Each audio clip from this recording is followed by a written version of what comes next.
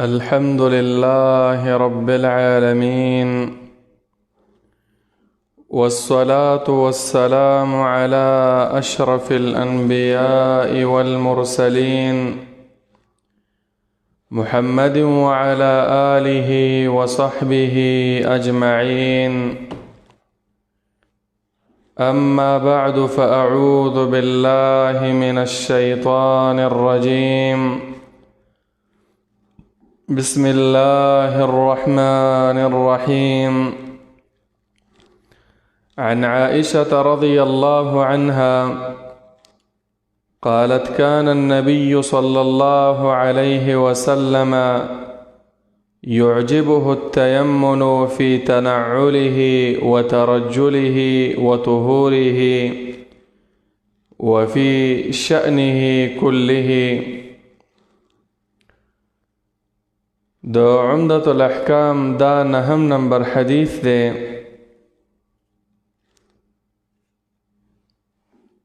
دا حدیث عائشہ رضی اللہ تعالی عنها روایت کرے دا نبی علیہ السلام نا ام المؤمنین عائشہ، دا مؤمنانو دا مسلمانانو مور، هغه مور چې الله رب العالمین داغه صفائی، طهارت، پاکواله،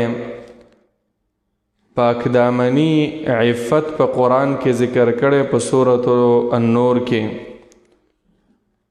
د عائشہ رضی الله عنها کنیه چې وا ام عبد الله، دا د ابوبکر صدیق رضی الله عنه لور وا، او د نبی علیہ السلام په بیبیانو کې بلکې په صحابه کرامو په بیبیانو کې د ټولو نه پویا صحابیه، د علم په لحاظ، د فقه په لحاظ باندې پویا صحابیه هم او د نبی علیہ السلام بیبی هم و. نبی علیہ السلام د هجرت نه مخکې 2 کاله یا بعض اهل علم لیکلي 3 کاله مخکې د هجرت نه د عائشہ رضی الله تعالی عنها سره نکاح کړی و. 2210 احادیث امت ته را نقل کړي چې دا ډیر احادیث دي په مختلفو بابونو کې. په 50 یا په 58 کال د هجرت باندې عائشہ رضی الله عنها وفات شوه. نو زمونږ د اهل السنه والجماعه د سنیانو مسلک هم دا دی چې صحابه ټول الله رب العالمین دا غوی نه راضي وو، خو خاص کر اهل بیت د نبی علیہ السلام بیبیانې، د نبی علیہ السلام بچی، په هغې کې عائشہ رضی الله عنها دا ډیر د قدر او د عزت والا او محترمه صحابیه وه. څوک چې دې ته کنځلې کوي، څوک چې په دې باندې لعن طعن وایي دا د قرآن نه انکار دی، لکه نن سبا شیعګان وغیره، نو عائشہ رضی الله عنها دا پویه صحابیه وه.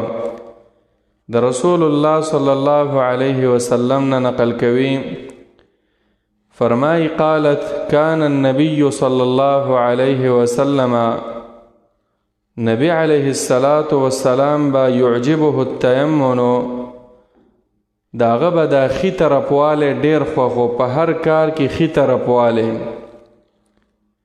حتی فی تنعله، په سپلو، په بوټانو، په پیزار خپو کولو کې، وترجله، او په ویخته ګمنځولو کې، که هغه د سر ویښتان وي، که هغه د ګیرې ویښتان وي، وطهوره، او په اودس کې به هم نبی علیہ السلام اول خی اندامونه وینځل، بلکې وفي شأنه کله، په ټولو کارونو کې، وفي شأنه کله. ګورئ په دې حدیث کې یو څو مسئلې بیانېږي. اوله مسئله دا ده چې په دې حدیث کې 3 شیزونه ذکر شوي دي، چې هغه سپلی خپو کول ویښتان ږمنځول او دس کول، په دې کې ښي طرفوالی به نبی علیه صلات وسلام خوښوو. اوس په څپلو کې ښي طرفوالی خوښول هغه څنګه دی؟ د هغې تشریح نبی صلی الله علیه وسلم بیان کړې ده. بخاری او مسلم کې حدیث دی او دا ګوره یاد وساتئ، دا یو د هغه سنتونه دی چې د اکثرو خلکو ورته فکر نشته. نبی علیه السلام فرمایي اذا انتعل احدکم فلیبدأ بالیمین، کله چې تاسو پیزار، سپلی، بوټانه دا اچوئ نو تاسو اول د ښی خپې نه شروع کوئ. و اذا نزع، او کله چې تاسو څپلی بیا اوباسئ نو فلیبدأ بالشمال، بیا به د ګسې خپې نه، د چپې خپې نه شروع کوئ. ولی؟ وی لتکون الیمنا اولهما تنعل و آخرهما تنزع. وی وجه دا ده چې دا ښی خپه به اول د سپلی ته دننکې بوټانو ته او آخر به رستو کې چې دا ښی خپه په دې پیزار او په دې سپلو کې ډیر وخت پاتې شي. نو ګورئ نبی علیه السلام به ښي طرفوالی خوښو په سپلو، په پیزار، په بوټانو اچولو کې. طریقې څنګه ده؟ د بخاری او مسلم حدیث دی چې کله ته سپلی بوټان اچوي اول به ښی خپه دننکې، خو چې کله اوباسي جومات ته روانې، کور کې ته سپلی بدلې نو بیا به اول د ګسې خپې نه، د چپې خپې نه به یې اوباسي. د نبی علیه السلام دا طریقه خوښوه. تنعله معنا هم دا ده. دارنګې دویم چې نبی علیه الصلاة والسلام په دې حدیث کې ذکر کړی دی هغه ترجله، ویښتان ږمنځول. د ټولو نه اول خو دا خبره یاد وساتئ چې ویښته ږمنځول دا سنت طریقه ده. نبی علیه الصلاة والسلام ته یو صحابي راغی او دا سر ببرو، سر نه مراد دا ویښتان ببرو. نبی علیه السلام ورته وفرمایل اکرم شعرک، د خپلو ویښتانو عزت کوه. په بعضو روایتو کې راغلی من کان له شعر فلیکرمه، د چا چې ویښتان وي د هغې عزت کوئ، معنا هغه برابروئ، داسې جاخه سرونه، جاخه ګیرې دا مه ګرځئ. نو یو خو د حدیث نه دا معلومه شوه چې ویښتان ږمنځول دا به رسول الله صلی الله علیه وسلم کول، امت ته په حکم هم کو. خو په ویښتانو ږمنځولو کې هم ښی طرف به د نبی علیه صلات وسلام شروع کوله. خو هر ورځ دا ویښته دا ږمنځول او په دې کې ډیکوریشن کول، او نن سبا چې دا شیزونه راوتي قسمه قسم شیمپوګانې او قسمه قسم تیل وغیره، دا هر ورځ او په هر غنټه پس بعضې خلکو دا عادت وي خپله ګیره دومره ډیره ږمنځول چې روزانه بل کار دی نه وي. نبی علیه السلام ګوره د دې نه بیا منع کړی. ابو داود ترمیزي کې حدیث دی د عبدالله ابن مغفل رضی الله عنه چې نهى رسول الله صلی الله علیه وسلم عن الترجل الا غبا، د خپلو ویښتو اکرام به کې ږمنځی به خو کله کله جاخوالي ته مه پرېږده. داسې نه چې په ورځ کې 15 ځل د خپلو ویښتانو نه تاوي. د دې حدیث تشریح واپس په ابو داود کې په بل الفاظ کې راغلی ده چې ان رسول الله صلی الله علیه وسلم کان ینهانا عن کثیر من الارفاه. نبی علیه الصلاة والسلام مونږه د ډیر تجاوز نه د دې نه مونږه منع کړو. د دې ارفاه معنا هم دا ده چې بار بار خپلو ویښتو ته نښتئ او دغه کله ږمنځی او کله یې څکې او کله ورله تیل ورکې وغیره. به هر حال په ویښتو ږمنځولو کې هم طریقه دا ده که دا ګیره ږمنځی اول د ښي طرف نه شروع کوه، که دا د سر ویښتان ږمنځی اول د ښي طرف نه شروع کوه. دا هم سنت طریقه ده. حتی په صحیح روایت کې راغلی دی په مسلم شریف کې چې نبی علیه السلام چې کله په حج کې خپل سر خری و نو حلاقه و هغه چاته چې سر یې خری و هغه ته یې وویله وی خذ و اشار الى جانبه الایمن، اول چې مال سر خره د خی طرف نه شروع کا او بیا ګس طرف نه.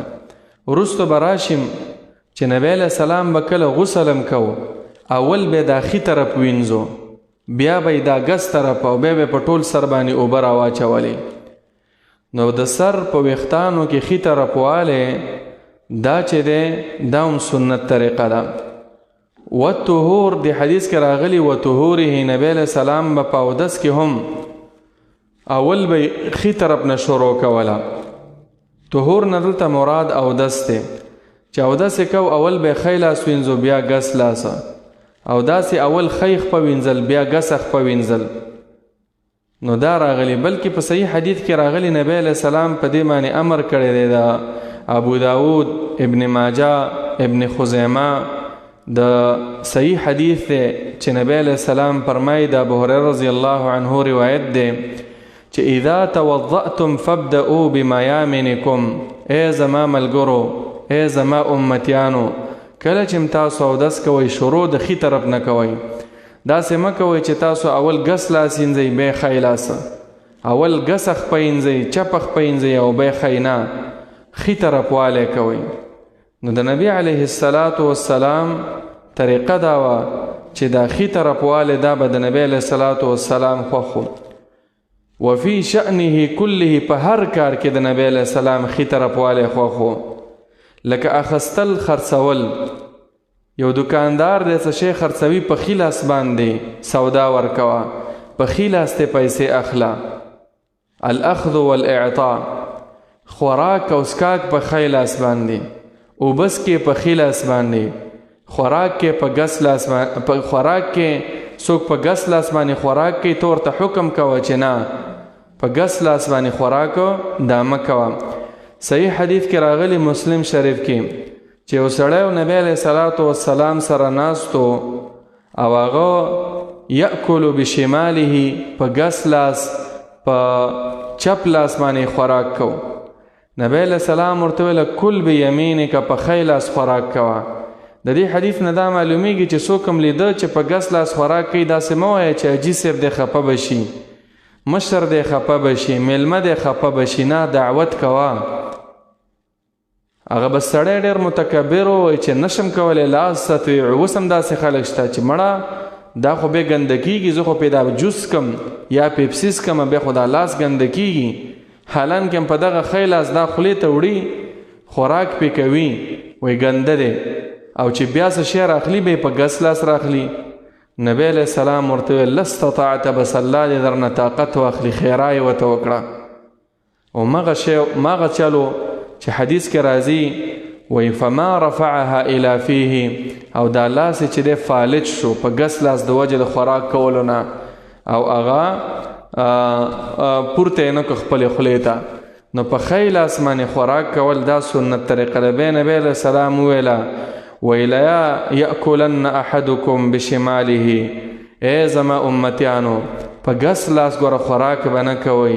ولا یشربن بها، او په ګس لاس به اوبه، پیپسي وغیره چې کوم د سکاک شیزونه دی هغه به نه څکئ.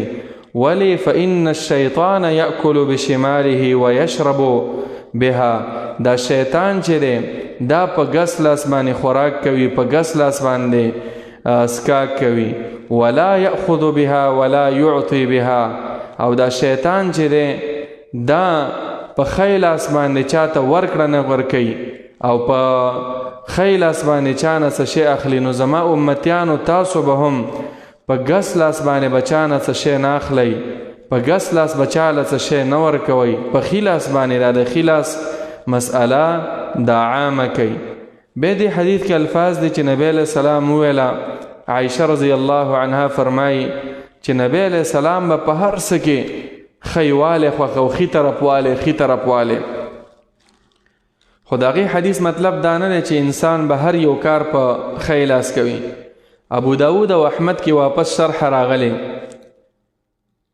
حفصه رضی الله عنها فرمایي كان النبي صلى الله عليه وسلم يجعل يمينه لطعامه، داخل اس بنبی علیہ السلام د خوراک د پاره د سکاک د پاره، و ثیابه چې کپړې به مچولې اول به د خی لاس نه شروع کوله، ویجعل شماله لما سوا ذاک، دا ګس لاس دا به د قضای حاجت د پاره. انسان چې کله حمام ته لاړ شي، باتروم ته لاړ شي، قضای حاجت کوي نو ګس لاس به استعمالوي. خی لاس په هغې باندې به استنجا نه کې، په خی لاس باندې به ځان نه صفا کې. نو دا د دې حدیث مطلب د نور په هر کار کې به د نبی علیه الصلاة والسلام هغه ښي طرفوالی خوښ و. حتی یو روایت کې راغلی دی، بخاري کې حدیث دی، چې نبی علیه الصلاة والسلام ته یوه پیاله راوړلی شوه او د هغې نه اسکاک وکړو. ښي طرف ته یو موړوکی ماشوم ناست و، غلام اصغر القوم والاشیاخ عن یساره، مشران صحابه کرام هغه ټول د نبی علیه الصلاة والسلام د ګس طرف ته ناستو. نبی علیه السلام خو ښي طرفوالی خوښ، خو چې ویې کتل د ګس طرف ته ټول ابوبکر صدیق نور غټ غټ صحابه کرام ناستو. نو دې ماشوم ته یې وویله یا غلام اتأذن لی ان اعطیه الاشیاخ، ستا اجازه شته، دا حق ستا دی ځکه ته ښي طرف ته ناست دی. نو که ستا اجازه د مشرانو له به دا اوبه دا پیاله به ورکم، دا ګیلاس به ورکم. هغه وویله نه د الله پیغمبره، ما كنت لأوثر بفضل منك احدا یا رسول الله، زه غواړم چې ستا د لاس شیز اول ما ته راورسیږي، زه بل چاته نه غواړم. نو فاعطاه ایاه، نبی علیه السلام دغه ښي طرف ته چې ناست و ماشوم دلې دغه پیاله ورکړه. نو ګورئ ګس طرف ته ابوبکر صدیق، مشران صحابه کرامو، او ښي طرف ته ماشوم ناستو. خو د نبی علیه السلام ښي طرفوالی خوښ و، د دې وجې نه هغه به د ښي طرف نه شروع کوله، نو هغه له یې دا ورکو ښي والی. نو عزیزانو په هر کار کې ښي طرفوالی کوئ. حتی حدیث کې راځي نبی صلی الله علیه وسلم به چې کله پریوتو اوده کېدو به، نو هغه به بخاري او مسلم کې دا حدیث دی، ینام علی شقه الایمن، چې کله به بسترې ته لاړو په ښي طرف باندې به سملاستو، په ګس طرف مه سملی، پړه مخ به نه سملی، نو په ښي طرف باندې سمله. دارنګې په صفونو کې جماعت ته چې ځې ښي طرف ته کوشش کوه چې د امام ښي طرف ته کښېني. نو په دې حدیث مطلب هم دا شو چې د نبی علیه الصلاة والسلام په هر کار کې ښي طرفوالی خوښ و، او د نبی علیه السلام چې خوښ وي هغه د ځان نه خبرې نه کوي. وما ینطق عن الهوا ان هو الا وحی یوحى، دا به نبی علیه السلام ته وحی کېدله. نو مونږ امتیانو لم پکار دي چې راکړه ورکړه دا په ښي لاس، مصافحه چا سره لاس ملاووې دا په ښي لاسه، اوبه چسکې په ښي لاس، خوراک چې کې په ښي لاس باندې، اودس چې کې شروع د ښي طرف نه کوه، غسل چې کې اول د سر ښي طرف وینځه، ویښتان چې ږمنځې اول ښي طرف نه شروع کوه، که د ګیرې ویښتان وي که د سر ویښتان وي، که پریوزي په ښي طرف باندې پریوزه. جماعت ته ننوځې ښي خپه مخکې کوه، چې راوځي ګسه خپه مخکې کوه. حمام او دارنګې باتروم ته قضای حاجت ځای ته ننوځې ګسه خپه مخکې کوه، چې راوځي ښي طرف مخکې کوه. خو قاعده دا شوه په ښه کارونو کې ښي خپه، او چې کوم سړی داسې قضای حاجت لځي یا نورو ځایونو لځي نو هلته ګسه خپه مخکې کوه. نو حدیث هغه خلاصه دا شوه. یو ځل ترجمه واورئ.